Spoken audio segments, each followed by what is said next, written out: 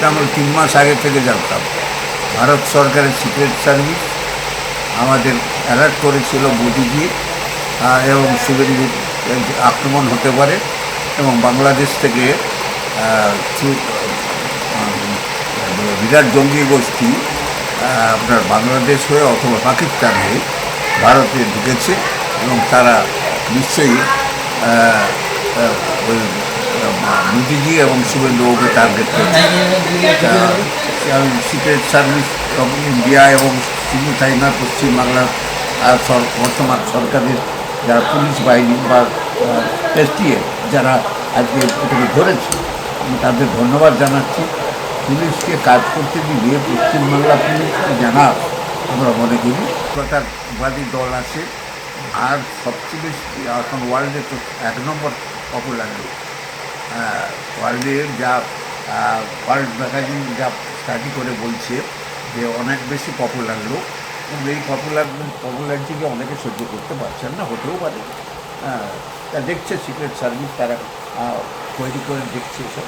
কাশ্মীরের জৈশ জঙ্গি তাকে বর্ধমান থেকে গ্রেপ্তার করলো রাজ্য পুলিশের এসটিএফ।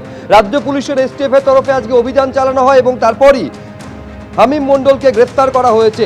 সেই সময় জিমে ছিল সে, আর জিম থেকে গ্রেপ্তার করা হয় জৈশ জঙ্গি হামিম মণ্ডলকে। বর্ধমানে পুলওয়ামা হামলায় জড়িত সাজ্জাদ ভাট ঘনিষ্ঠ হামিম। রেনেসা আবাসনে বেঙ্গল এসটিএফ এর তরফে অভিযান চালানো হয়, আর সেই অভিযানেই পাকড়াও হামিম। নজর এড়াতে খাগড়াগড়ের ধাঁচে সপরিবারে ফ্ল্যাট ভাড়া নিয়ে থাকছিল সে।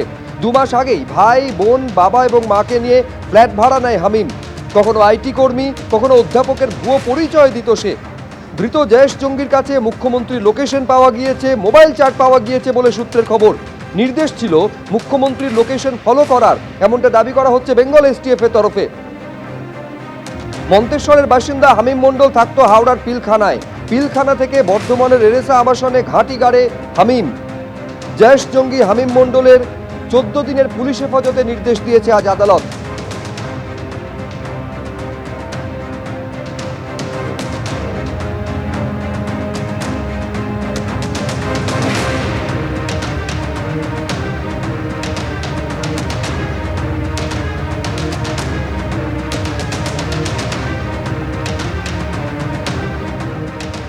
এবিপি আনন্দ সম্পাদক সুমন দে এই নিয়ে কি জানিয়েছেন শুনবো।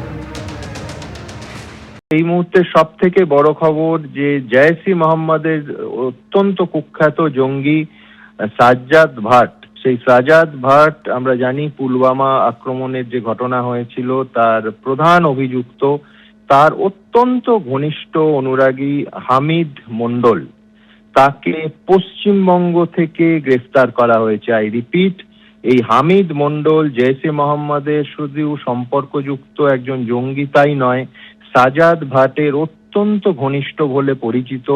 তাকে এই পশ্চিমবঙ্গের বর্ধমান জেলার রেনেসা টাউনশিপ থেকে একটা ফ্ল্যাট থেকে তাকে গ্রেফতার করা হয়েছে। এসটিএফ সন্দেহ করছে যে নিউ টাউনের একটি ফ্ল্যাটেও সেও কিছুদিন ঘাঁটি গেড়েছিল, যেটা সব থেকে আশঙ্কার, এবং যাতে তদন্ত শুরু হয়েছে পুরো দমে এসটিএফ এর তরফে। সেই খবরটা এবার দেব। তার কাছ থেকে আমাদের রাজ্যের মুখ্যমন্ত্রী শুভেন্দু অধিকারীর লোকেশন, তাকে ফলো করার নির্দেশ, মোবাইল চার্ট ইত্যাদি উদ্ধার হয়েছে।